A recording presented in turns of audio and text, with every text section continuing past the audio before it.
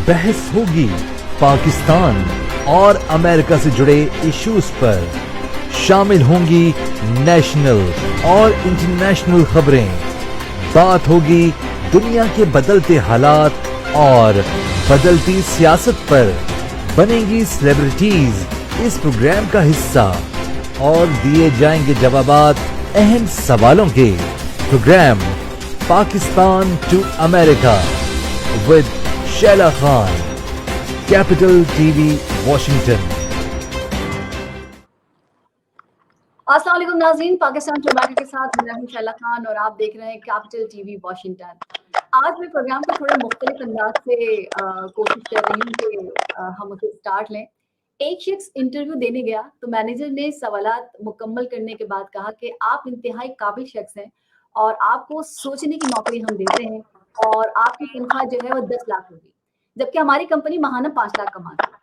जिस पर वो शख्स बोला कि अगर कंपनी 5 लाख कमाती है तो आप मुझे 10 लाख कैसे देंगे? तो मैनेजर साहब बोले कि बस यही तो आपको सोचना है। तो जनाब मसला ये है कि 14,460 अरब का ये बजट रखा गया है, जिसमें इनकम सिर्फ जो है वो 7,536 अरब है और 6,924 अरब आएंगे कहाँ से, ये हमारा सबसे बड़ा सवाल है। और जिसे सोचने के लिए यूं कहिए कि हम कहेंगे कि जो ये सोचेगा उसको सलाम है। सो आज हमारे गेस्ट हैं और आज हमने गेस्ट इनवाइट किया कराची से Syed Aamir Sajjad, member eight Karachi chamber of commerce and industry, और इसके साथ साथ हमारे एक और गेस्ट भी है जो हमें कुछ ही देर में ज्वाइन करेंगे। वॉशिंगटन से है आसिम सिद्दीकी साहब, जो कि सीनियर एंकर और एनालिस्ट है। अस्सलाम वालेकुम आमिर साहब, कैसे मिजाज हैं? वालेकुम सलाम, कैसी हैं आप? सबसे पहले तो बहुत बहुत शुक्रिया आपके इनवाइट करने के लिए। अच्छा, अब आप मुझे ये बताइए कि हमने जो देखा इस वक्त जो आप बजट देख रहे हैं, इस वक्त जो बजट आपके सामने है, ये बजट आवाम दोस्त है, हुकूमत दोस्त है, सियासी डॉक्यूमेंट है या फिर ये माशी डॉक्यूमेंट है? इसमें देखें, मैं इसको यूं शुरू करूंगा कि कोई भी जो बजट आता है वो उसमें आवाम के लिए तो कोई ऐसी रिलीफ भी नहीं होती और आवाम जो है उसमें ज़्यादा देखा यही जाता है कि तकलीफ में ही आती है। और इसका एक जो बहुत बड़ा प्रॉब्लम है वो ये है कि हमारा पाकिस्तान का जो एक सबसे बड़ा, जो अभी आपने एक बड़ा अच्छा एग्जांपल भी कोट किया, फिस्कल डेफिसिट का हमारा एक बहुत बड़ा इशू है। और वो ये है कि हमारी जो आमदन है वो कम है और हमारे जो एक्सपेंसेस हैं वो ज़्यादा हैं।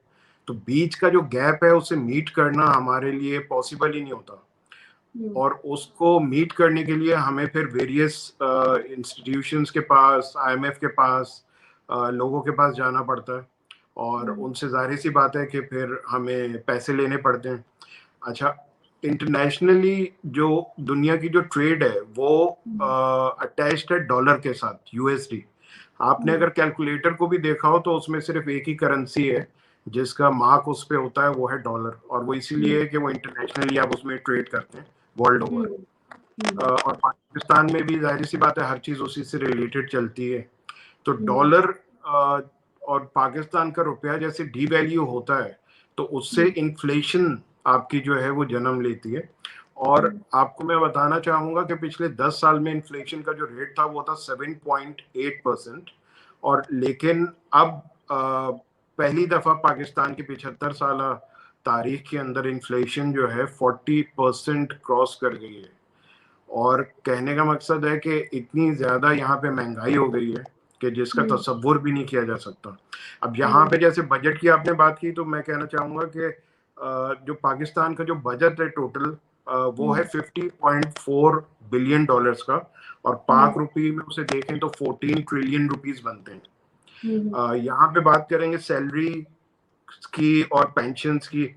मिनिमम वेज जो प्रपोज की गई है बजट के अंदर वो है 32,000 रुपीस। इसके साथ फिर हम देखेंगे कि जो गवर्नमेंट एम्प्लॉयज हैं उनकी जो वेजेस हैं वो इंक्रीज की गई हैं। ग्रेड 1 से 16 तक 35% वेज इंक्रीज की है और 17 से 22 तक 30% वेज जो है वो इंक्रीज की है।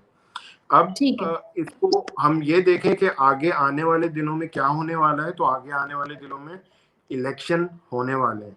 तो हम्म, एक इस तरीके का बजट पेश किया गया है जो मुल्क को देखें तो उसके मफाद में इतना नहीं होगा, बजाय इसके कि आपके जैसे वोट बैंक है उसको प्रोटेक्ट करना, उन लोगों को हम्म, अपने पास लेके आना और उनको हम्म, थोड़ी सी हेल्प करना, तो इस तरीके से। हम्म।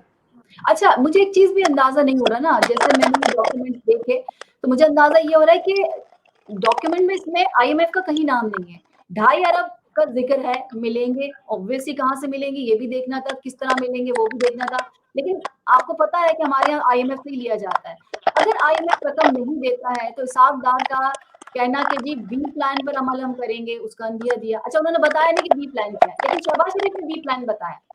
उन्होंने कहा कि बी प्लान हमारा ये है कि मैं जाऊंगा उसके बाद कौम के बाद खिताब करूंगा और फिर मैं ये बताऊंगा कि जी बड़ा मुश्किल फैसला हो गया है, तो कौम मुश्किल फैसलों के लिए, मजीद मुश्किल फैसलों के लिए तैयार है, यानी मजीद महंगाई के लिए तैयार रहे। आप तो मार्केट्स में होते हैं, आप मुख्तलिफ जगह जाते हैं, बिजनेस आपके ज़ाहिर है आप करते हैं, इतने लोग आपसे मिलते हैं, अब पब्लिक में इतनी सख्त बाकी है, इतना स्टेमिना है उसमें कि अब मजीद वो महंगाई बर्दाश्त कर सके। देखें, अवाम जो है वो तो सन 1947 जब से पाकिस्तान आज़ाद हुआ है, जब पाकिस्तान बना था तो उस वक्त डॉलर था 2.50 का, और आज डॉलर, आज का जो उसका रेट है वो है 287। ये तो बैंक रेट है। अगर आप ओपन मार्केट में लेने जाएं तो जाहिर सी बात है कि 300 से ऊपर का ही आपको मिलता है। तो जो आपने सवाल किया उसमें जाहिर सी बात है कि लोग कहाँ से खुश होंगे। महंगाई होगी तो उनकी चीज़ें जो हैं उनकी पहुंच से बहुत बाहर चली जाती हैं, और पाकिस्तान इस तरीके का भी मुल्क नहीं है कि यहाँ पे जैसे बहुत ज़्यादा सेल्फ सफिशिएंट हो। बहुत सी ऐसी चीज़ें जो आपको बाहर से मंगवानी पड़ती हैं, टेक्नोलॉजी हो गई, आपकी एनर्जी सेक्टर है। एनर्जी सेक्टर में मैं ये बताना चाहूँगा कि आपकी जो गैस है वो आपके पास सिर्फ 12 साल की रह गई है, और 12 साल का मतलब है इसी वजह से उसकी शॉर्टेज शुरू हो गई है। और शॉर्टेज शुरू होने से क्या होगा कि गैस मजीद महंगी होती चली जाएगी, एनर्जी सेक्टर और महंगा होता चला जाएगा, बिजली और महंगी होती चली जाएगी।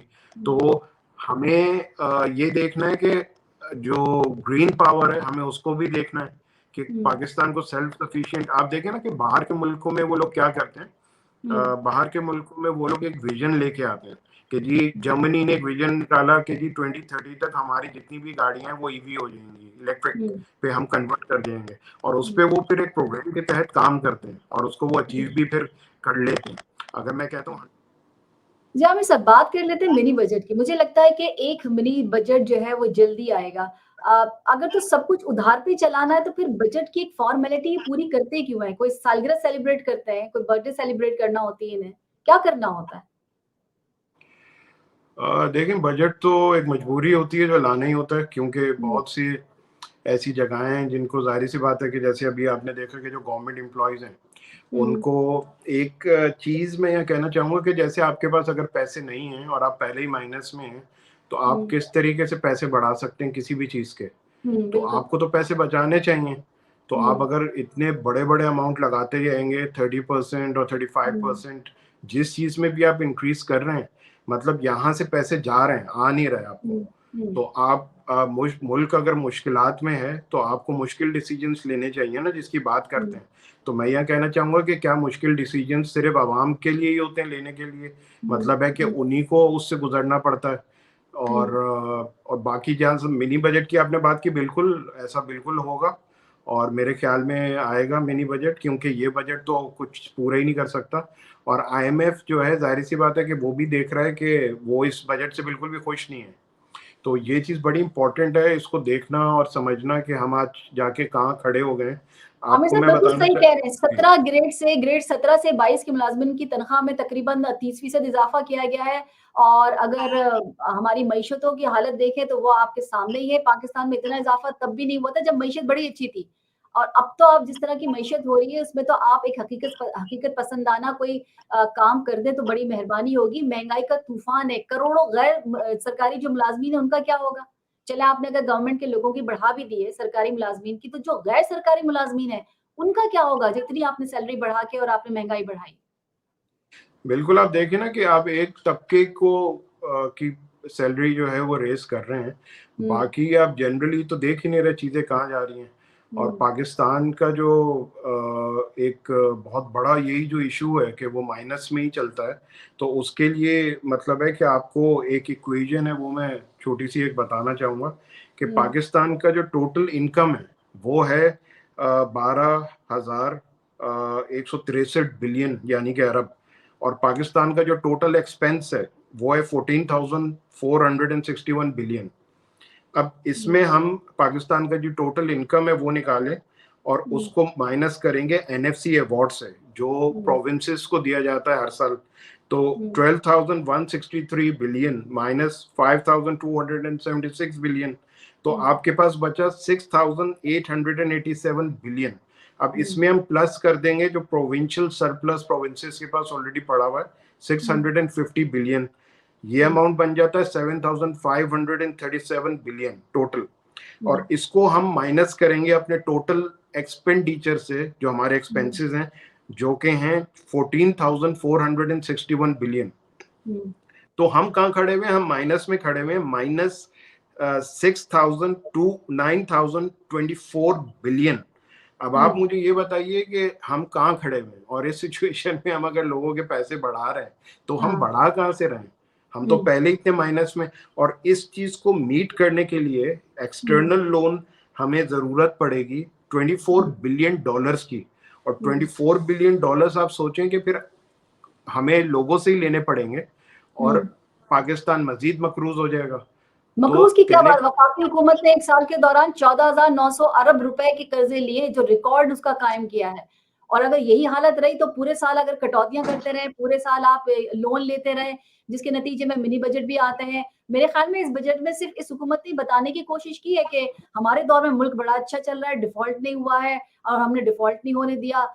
वैसे देखा जाए तो इनके जो बजट के हिसाब से कि जी बड़ा अच्छा मुल्क चल रहा है, लेकिन आपको शायद याद हो ख्वाजा आसिफ ने क्या कहा था, डिफॉल्ट हो नहीं रहा है, हम टेक्निकली डिफॉल्ट हो चुके हैं। आप तो बिजनेस करते हैं तो आपको अंदाजा होगा कि एक आम आदमी की पहुंच से जो चीजें रही है, लेकिन मईशत का जो हाल हुआ है, कितने अरसे में मईशत सही हो सकती है अगर तो पाकिस्तान का पैसा पाकिस्तान में ही लगे, जो हालात है उसको जरा सा कम किया जाए, जो ये हमारे जो कियोस है इसको कम किया जाए, तो कितने अरसा लग जाएगा मुल्क को दोबारा से अपनी पटरी में, तरक्की की बात नहीं कर रही हूँ, सिर्फ उस पटरी पर, उस ट्रैक पर लाने के लिए जो कि पहले से जिस पे चल रहा था पाकिस्तान। जी देखिए, मैं आपको ये चीज इस तरीके से इसका जवाब दूंगा कि जैसे पाकिस्तान है, पाकिस्तान जो है वो पैसे कमाता कहाँ से है? पाकिस्तान पैसे कमाता है through tax revenue, direct and indirect taxes on people. उसके बाद फिर वो पैसे कमाता है नॉन टैक्स रेवेन्यू जो आता है वो स्टेट ओन्ड एंटरप्राइजेस से आता है। अच्छा, इसके साथ फिर हमारा जो सारा पैसा है वो जाता कहाँ है, ये भी मैं आपको बताता हूँ। आप देखेंगे 7,303 बिलियन रुपीस जो हैं, 60% जो हमारा जो पैसा हम कमाते हैं वो तो हमारा डेट रिटर्न करने में चला जाता है। 60%, आप सोचें 60% एक अमाउंट होता है। उसके साथ फिर कहने का मकसद है कि आपके पास फिर बचता क्या है, और फिर उसके बाद फिर गवर्नमेंट की सैलरीज हैं, गवर्नमेंट डिपार्टमेंट की एलोकेशंस हैं 4,213 बिलियन की, और हमारे जीडीपी के हिसाब से हमारे पास जो एजुकेशन है उस पर सिर्फ हम खर्च करते हैं, मतलब ऑफ जीडीपी 1.7%। आप सोचें कि हमारी जो कुव्वत है वो क्या है, यूथ। 60% आबादी हमारी यूथ पे मुश्तमिल है, लेकिन आपको जान के हैरानगी होगी कि 55% बच्चा पाकिस्तान का स्कूल नहीं जाता। तो ये एक हैरान कुन चीज़ है। और आप ये देखें कि बांग्लादेश में इस वक्त 100% बच्चे स्कूल जा रहे हैं। एक टाइम था वहाँ पे 20% थी लिटरेसी रेट, आज बांग्लादेश में 100% है। और इसमें थोड़ी सी चीज़ें हैं जो आई ओपनर हैं, वो भी मेरे ख्याल में सुने तो हमें अच्छा ही लगेगा। आज बांग्लादेश का जो 1 टका है पाकिस्तान रुपए का, वो 2.62 ये आज का रेट है। 1 इंडियन रुपी जो है वो 3.45 पाकिस्तान रुपी है। और अगर हम यूनाइटेड स्टेट्स का डॉलर देखें कि इंडिया में कितने का है, तो 82.24 इंडियन रुपी का है। उनके तो मजे लगे हुए हैं। उसके साथ हम देखें तो 1 United States dollar equals to 108.40 Bangladesh टका।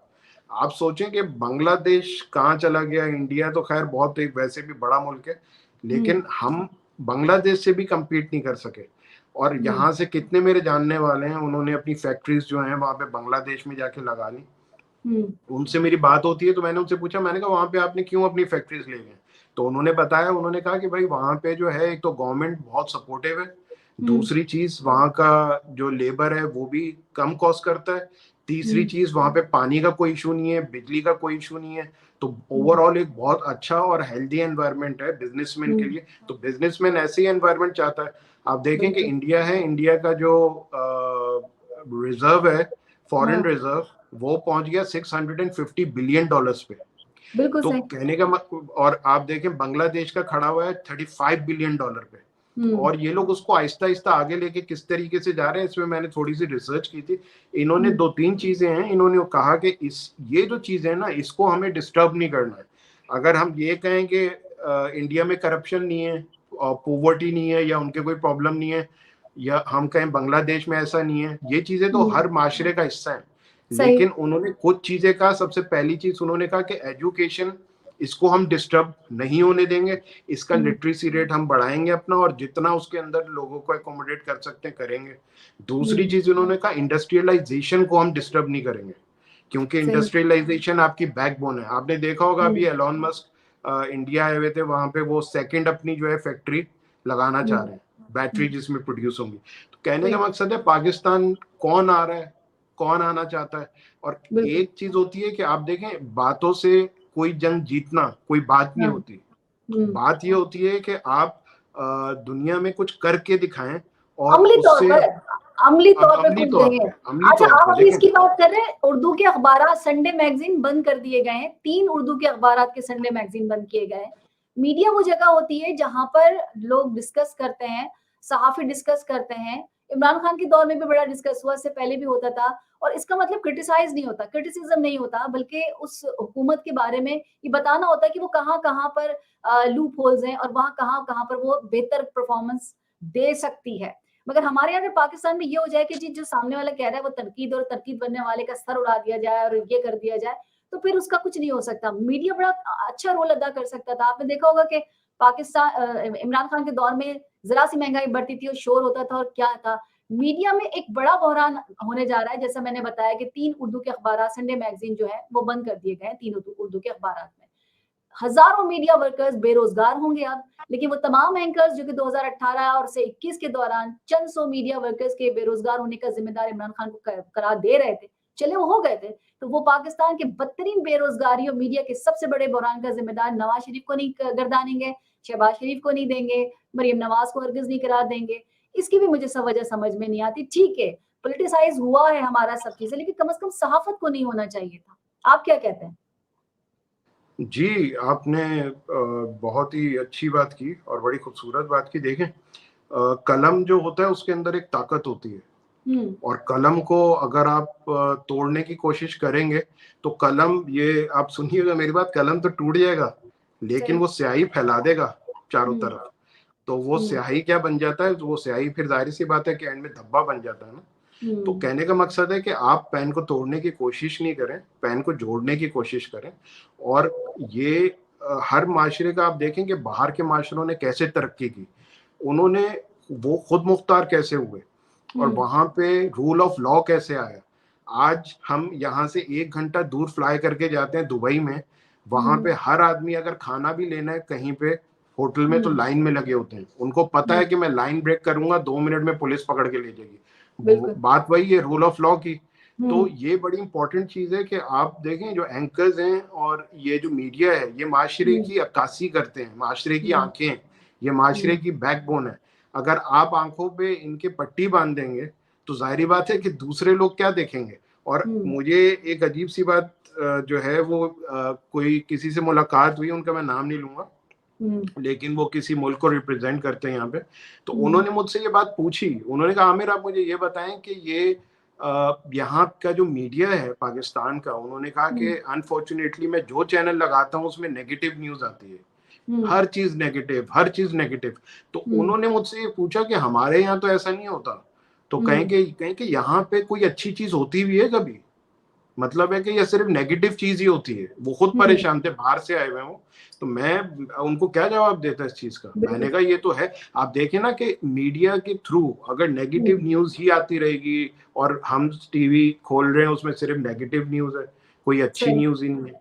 तो मैंने किसी से वैसे ही एक डिस्कस कर रहा था, तो मैंने उनसे पूछा, मैंने कहा यार ये अगर कोई अच्छी न्यूज है वो क्या होती है ना, मतलब है कि जैसे अगर कोई कपल है उसके बच्चा नहीं हो रहा 20 साल से, उसका ट्रीटमेंट हो, बच्चा हो जाए तो उसका इंटरव्यू तो होना चाहिए, बनता है। उन्होंने कहा नहीं, ये कहें कि पाकिस्तान में ये न्यूज नहीं है, कहेंगे पाकिस्तान में ये न्यूज है कि उसका ट्रीटमेंट होते हुए वो मर गई, तो कहेंगे ये न्यूज है पाकिस्तान में। तो ये मीडिया वाले जो साहब हैं उन्होंने मुझे ये कहा। तो यहाँ पे अगर सोच इस तरीके की है तो हम अपने बच्चों को क्या सिखा रहे हैं। आप देखें ना कि हमारा जो आईटी का जो एक गवर्नमेंट का जो टारगेट है बहुत सालों से है, वो है $15 बिलियन का, लेकिन वो हम टच ही नहीं कर पाते। इंडिया का $150 बिलियन पे चली गई आईटी की एक्सपोर्ट, और हम उसे टच ही नहीं कर पाते। हम जो है 2 बिलियन 3 बिलियन पे रहते हैं। अच्छा, मैंने इस बारे में काफी सोचा, फिर मैंने एक मुझे ख्याल आया, मैंने कहा हम टच क्यों नहीं कर पाते। हम टच कभी भी नहीं कर सकेंगे। उसकी वजह ये है कि आपके जो आईटी के जो लोग हैं वो यहाँ पे रुकते ही नहीं है ना हालात की वजह से, वो तो यहाँ से जाते रहते हैं। और वो जब इतना, और आजकल के हालात में तो जब बिजनेसमैन जा रहा है तो आम आदमी तो कहीं भी चला जाएगा, उसको तो 1 रुपया का भी वीजा मिले तो वो कहेगा क्योंकि आपका रुपया तो उससे भी नीचे चला गया। बिल्कुल सही है। आसिम साहब ने हमें ज्वाइन किया है। अस्सलाम वालेकुम आसिम साहब। आसिम साहब, बात हमारी हो रही थी कि अभी हमने बताया कि 3 उर्दू अखबार जो कि उनकी जो संडे मैगजीन्स हैं वो बंद हुए, और इसमें मीडिया का बड़ा अहम रोल होता है कि आप बताएं कि क्या हालात हैं, क्या चीज़ है। हमने इमरान खान के दौर में भी देखा, इससे पहले भी रहा, लेकिन इस मरतबा हम जो देख रहे हैं वो ये है कि इसमें बुहरान जो है वो सबसे बड़ा है। हजारों मीडिया वर्कर्स बेरोजगार होंगे, लेकिन वो तमाम वर्कर्स जो कि 2018, वो तमाम एंकर्स जो कि 2018-21 के दौरान मीडिया जो वर्कर्स थे जो वहां से निकले थे मीडिया हाउसेस से, उनके बेरोजगार होने का जिम्मेदार इमरान खान को तो ठहरा रहे थे। लेकिन आज अगर हम देखते हैं तो वो पाकिस्तान की जो बदतरीन बेरोजगारी है उसमें मीडिया का कोई किरदार नजर नहीं आता। उस बुरान में भी आप किसी को, जो पीडीएम की हुकूमत है उसको वो गर्दानते हुए नजर नहीं आते, उसको ब्लेम देते हुए नजर नहीं आते। आखिर इसकी वजह क्या है? सबसे पहले आपका शुक्रिया, एंड आमिर सज्जाद साहब आपका भी शुक्रिया। अभी आप आखिर में बात कर रहे थे कि जनाब हमारे यहाँ आईटी के लोग चले जाते हैं। हमारा यहाँ ब्रेन ड्रेन का सिलसिला अभी से नहीं, बहुत अरसे से चल रहा है। ये कुछ साल नहीं हुए, मेरा ख्याल है कि 15-20 साल से जो हमारा ब्रेन ड्रेन हो रहा है, जिसकी वजह से पाकिस्तान के अंदर जो है हमें खलासा महसूस कर रहे हैं। हमारी एक कंपनी आईटी के कुछ लोग काम करते थे, उन्होंने हमें बताया कि जनाब आप जो है ना, अब हम दुबई मूव हो रहे हैं, तो आप हमारे जो अकाउंट में पैसे हैं वो अब हम आपको नया बताएंगे तो आप उसमें भेजिएगा। तो ये एक छोटी सी मिसाल है, और एक छोटा सा बिजनेस है जो कि दुबई मूव हो गया पाकिस्तान से।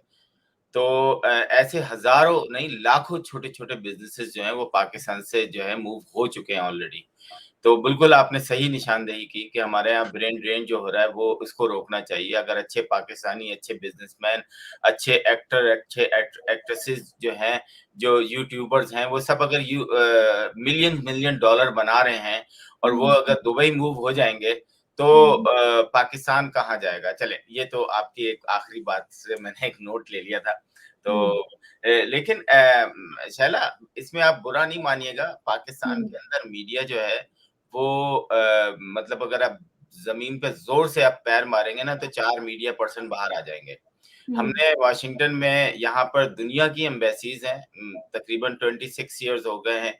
मैंने बहुत सारे प्रोटेस्ट कवर किए हैं, कैपिटल हिल कवर किया है, हर जगह जाता हूँ। मैंने यहाँ पर क्वालिटी देखी है, मीडिया की क्वालिटी देखी है। बीट्स पे जो लोग हैं वो काम कर रहे हैं, अगर वो पॉलिटिक्स पे काम कर रहे हैं तो वो सिर्फ पॉलिटिक्स पे ही बहस करना मुनासिब समझेंगे। अगर वो स्पोर्ट्स पे काम कर रहे हैं तो वो सिर्फ स्पोर्ट्स से। पाकिस्तान के अंदर जब इमरान खान साहब आए थे तो उन्होंने एक, मेरा ख्याल है हमने उस वक्त सुना था, मुझे नहीं पता ये सही है क्या गलत है, एक्चुअली हम इतने दूर हैं कि खबरें जो है ना आते आते थोड़ी सी बढ़ जाती हैं, कि हजारों न्यूज़पेपर जो कि सिर्फ डमी थे, जो कि सिर्फ इश्तिहारात लेने के लिए जो है बनाए गए थे, उनको बंद किया गया था, जिसमें डाइजेस्ट भी थे, संडे मैगजीन भी थे और बहुत सारे मैगजीन थे। और मेरा ख्याल है कि आमिर साहब शायद इसको कंफर्म करेंगे कि कराची के अंदर भी जो है बहुत सारे अखबारात जो थे वो बंद किए गए थे। मेरा ख्याल है कि हमें है ना इस पर एक बैठ के, बल्कि अखबार और टीवी के जो मशहूर लोग हैं जिन्होंने वाकई काम किया है इस फील्ड में, उनको बैठ के बताना चाहिए कि भाई आप एक टीवी चैनल है या एक न्यूज़पेपर है, उसका एक ऑफिस होता है, उसके एम्प्लॉइज जो हैं उस जो जो न्यूज़पेपर का लाइसेंस लेता है उसकी रिस्पॉन्सिबिलिटी होते हैं। अगर आप गवर्नमेंट से अरबों रुपए ले रहे हैं और अपने एम्प्लॉइज को तनख्वाह नहीं दे रहे, तो मेरा ख्याल है कि उस टीवी चैनल को या अखबार को बंद हो जाना चाहिए, उसको बिल्कुल नहीं खुला होना चाहिए।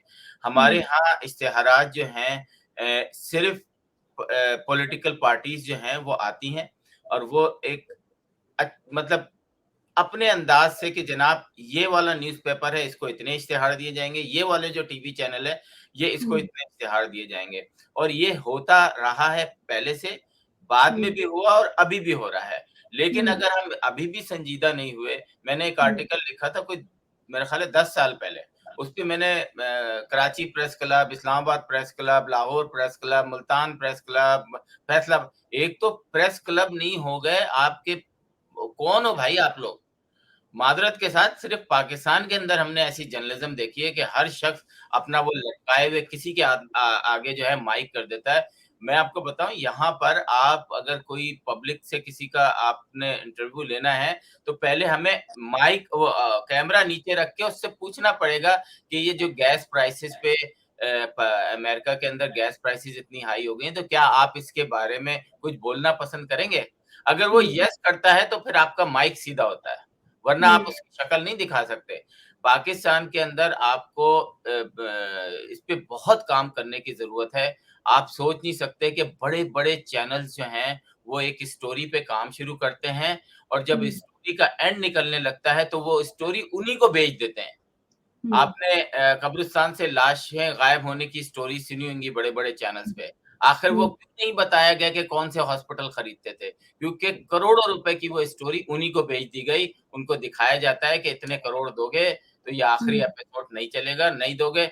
और ये बातें मैं और आप शायद यहाँ से बैठ के कर लें, लेकिन पाकिस्तान में किसी की हिम्मत नहीं होती है। तो ठीक पाकिस्तान है। के अंदर मेरा ख्याल पाकिस्तान के हालात है नहीं, पाकिस्तान के हालात पाकिस्तान तो के इस वक़्त अंदर जो एक हो नहीं, रहे हैं वो पाकिस्तान के अंदर कम से कम जो है अगर 5,000 अखबार हैं तो 4,000 बंद हो जाने चाहिए। अगर पाकिस्तान के अंदर 100 चैनल हैं तो मेरा ख़्याल है कि 50 चैनल बंद हो जाने चाहिए। वो सिर्फ़ जो है पैसा कमा रहे हैं और अपना पैसा कमा के पाकिस्तान में नहीं रख रहे, वो पाकिस्तान से बाहर भेज रहे हैं। मुझे नहीं तो पता ये आप लोग सभी इस बात से इत्तेफ़ाक करेंगे या नहीं तो वो करेंगे। तो अब तो सभी बाहर रह भी रहे हैं, बाहर जा भी रहे हैं, सेटल भी हो रहे हैं। अच्छा, अगला मैं क्वेश्चन इससे पहले कि हमारा प्रोग्राम खत्म हो जाए, वक़्त खत्म हो जाए, इलेक्शन के लिए आप दोनों से पूछूँगी। आप बिज़नेसमैन हैं, आप एंकर हैं, आप जर्नलिस्ट हैं, आप मुझे ज़्यादा बेहतर बता सकते हैं। इलेक्शन के लिए 48 अरब की रकम जो है वो दे दी गई है, तो उसके बाद आम इंतखाबात होते हुए दिखाई दे रहे हैं आप दोनों को? होंगे? जी, आमिर साहब आप बताइए, होंगे? जी लगता तो नहीं डिले होंगे थोड़े, लेकिन ये कि करवा भी देंगे ये, क्योंकि अब जाहिर बात है कि जैसी सिचुएशन है उसमें इलेक्शन करवा सकते हैं लोग। यहाँ आसिम साहब को ये भी कहना चाहूँगा कि वहाँ पे तो रोशनी का सूरज जो है वॉशिंगटन डीसी में तो निकल आया है, लेकिन पाकिस्तान में अनफॉर्चुनेटली अभी भी रात के अंधेरों में हम घिरे हुए हैं। और अब तो कराची में तूफान भी आ रहा है समुद्री तूफान, एक समुद्री आप ये तूफान से देखिए, पाकिस्तान समुद्री का तूफान देखने आपके लोग जो है तूफान आ चुका, टकराव है, तूफान आ चुका, समुद्री दूसरा तूफान देखने लोग इकोनॉमी समंदर का के किनारे तूफान। पहुंचे हुए हैं। मुझे तो ये जी हैरत हो रही है, मुझे वीडियोस मिल रही हैं अभी कि लोग समंदर के किनारे पहुंचे हुए हैं। हालाँकि जी बैन है कि आप वहाँ नहीं जा सकते। जी, आसिफ साहब, इलेक्शन हो रहे हैं या नहीं हो रहे हैं? अच्छा इतना देखिए, पैसा मिल गया इलेक्शन आपको, में मेरा पहला अपना ये था कि ये नहीं नहीं होंगे? कराएंगे अभी इलेक्शन, 2-3 साल जो है ये हुँ, इलेक्शन नहीं होंगे। लेकिन फिर अगर मैं देखता हूँ दुनिया के हालात, आईएमएफ का प्रेशर हुँ, और दूसरे, हुँ, इनको एक गवर्नमेंट चाहिए दुनिया को बताने के लिए कि जनाब अगले 5 साल के लिए ये गवर्नमेंट आ गई है। अब अच्छा, हम आपसे मुज़ाकरात करेंगे, चाहे वो दुनिया का कोई सा मुल्क हो। अब हम आपसे भीख माँगने के अहल हो गए हैं, क्योंकि हुँ, अब नेक्स्ट 5 इयर्स हम आ गए हैं। हुँ, तो मुझे लगता है कि शायद इलेक्शन ये कराएँ, लेकिन अच्छा, अपनी टर्म्स एंड कंडीशन पे कराएँगे। और मैं इस इलेक्शन में मेरा नहीं ख्याल कि मैं पीटीआई को कहीं देख रहा हूँ। वो तो हम भी क्योंकि नहीं देख रहे, वो तो हम बहुत पहले से नहीं देख रहे हैं।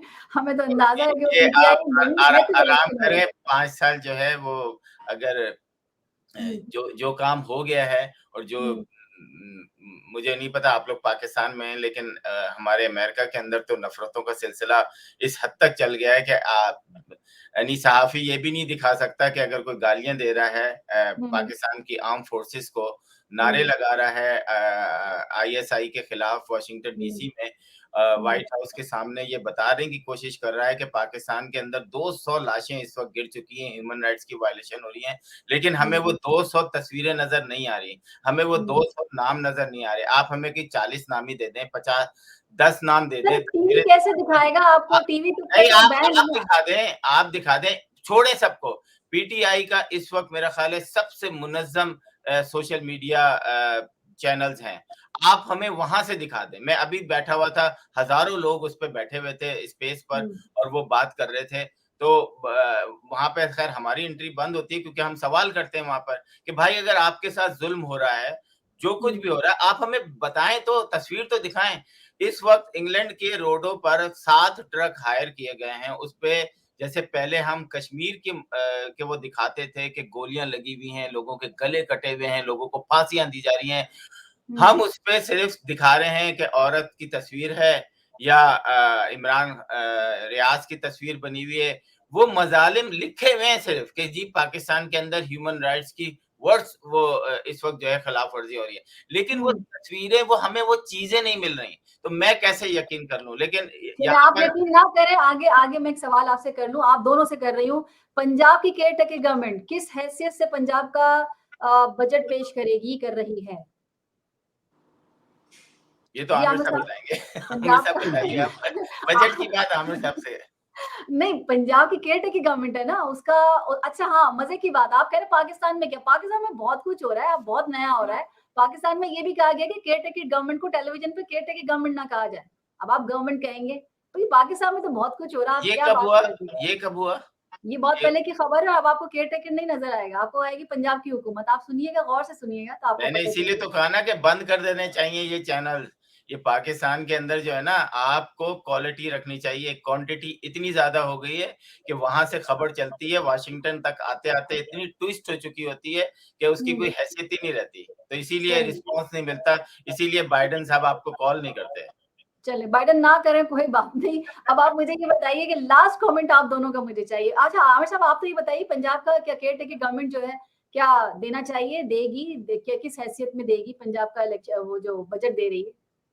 देना देखें चाहिए? अगर नहीं देती तो नहीं देती, लेकिन अगर देती है तो ज़ाहिर-सी बात है वो अपने फ़ायदे के लिए ही उसमें वो प्लानिंग करते हैं। हाँ, क्योंकि उन वो ऐसा बजट देंगे जिससे इलेक्शन को फ़ायदा हो ना। देखिए हाँ। पाकिस्तान में जो लोग पॉलिटिक्स को समझते हैं, उन्हें हुँ, ये चीज़ अच्छे तरीके से पता है कि पाकिस्तान में इट्स अ बिज़नेस, सही। Politics is a business. तो यहाँ हुँ, पे एक आम आदमी के लिए तो पॉलिटिक्स बनी नहीं है।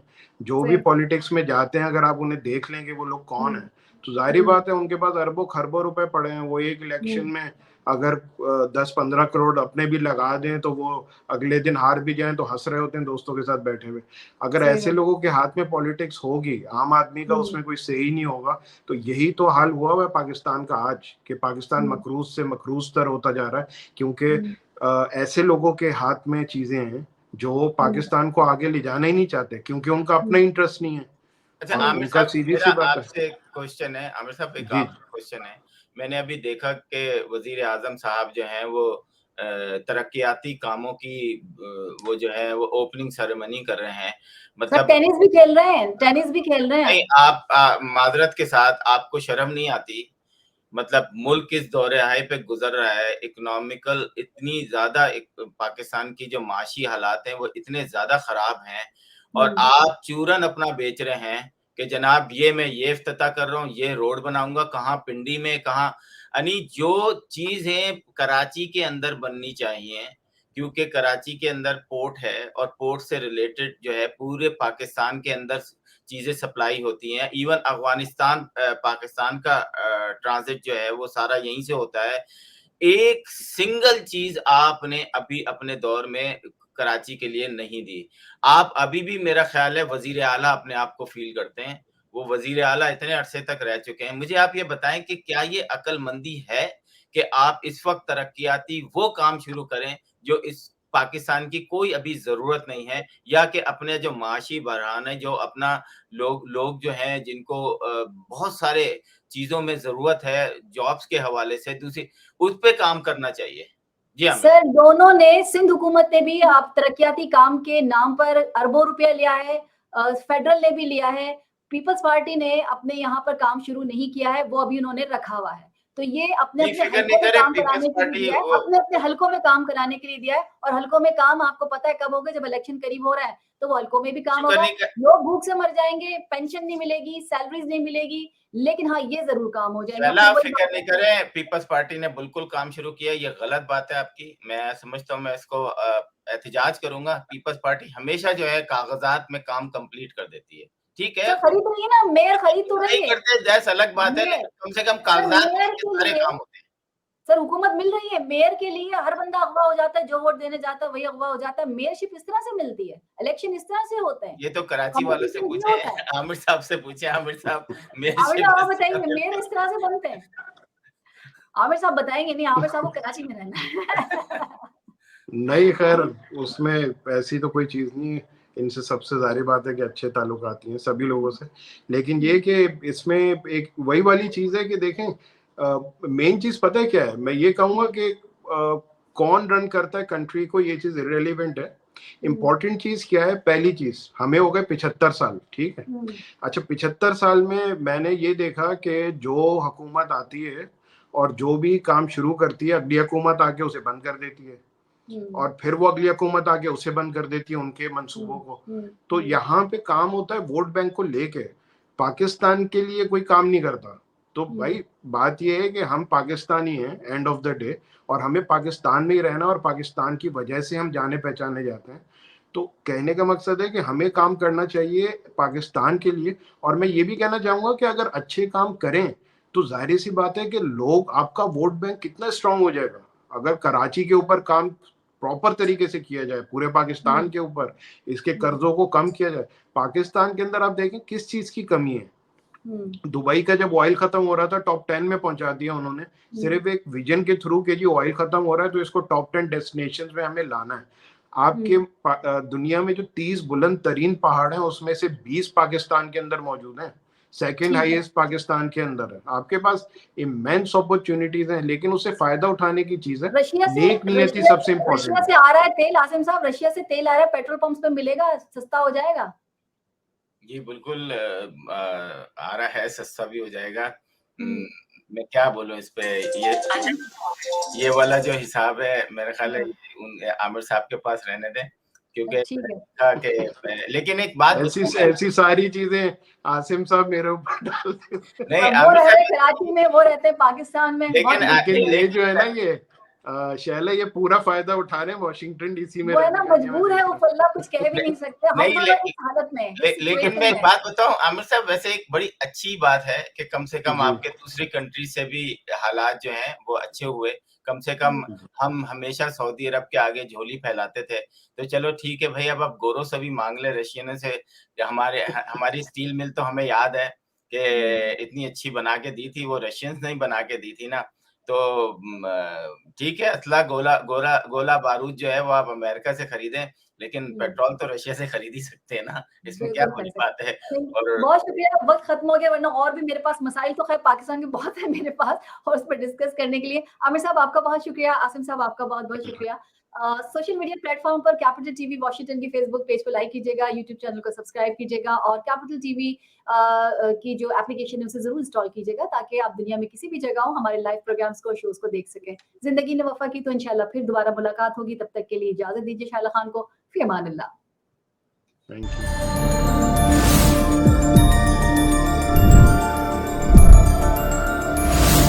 You are watching Capital TV Washington, the best South Asian TV channel in North America.